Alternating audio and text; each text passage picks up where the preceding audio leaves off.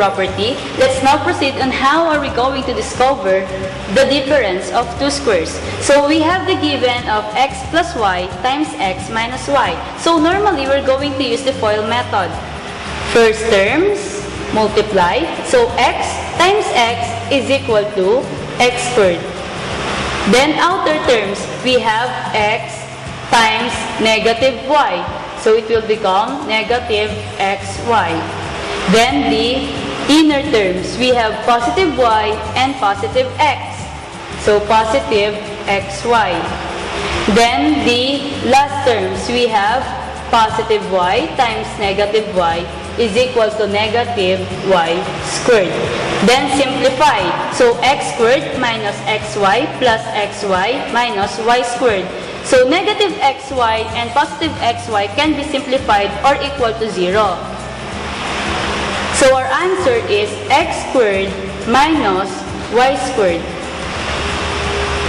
Let us now try solving difference of two squares without using the FOIL method. So we have x plus y times x minus y. So here are the steps. You just need to multiply first the first terms. So x times x is equal to x squared.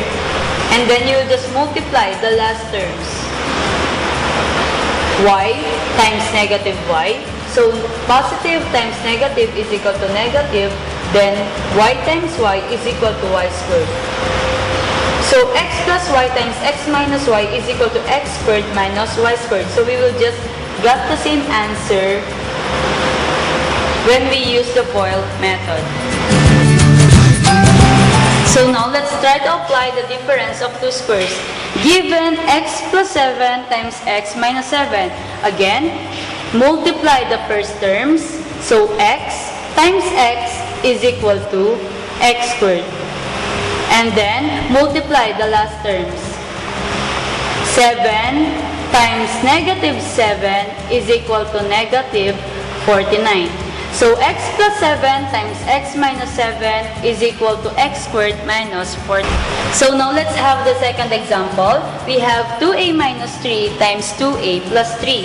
So following the same procedure or the steps, first term times first term. So 2a multiplied by 2a is equal to 4a squared.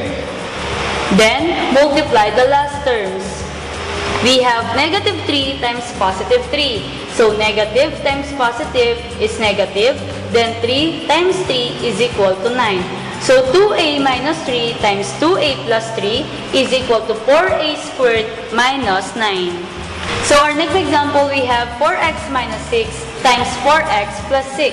So again, multiply the first terms. 4x times 4x. So positive 16x squared. And then multiply the last terms. Negative 6 times positive 6. So negative times positive is negative. 6 times 6 is 36.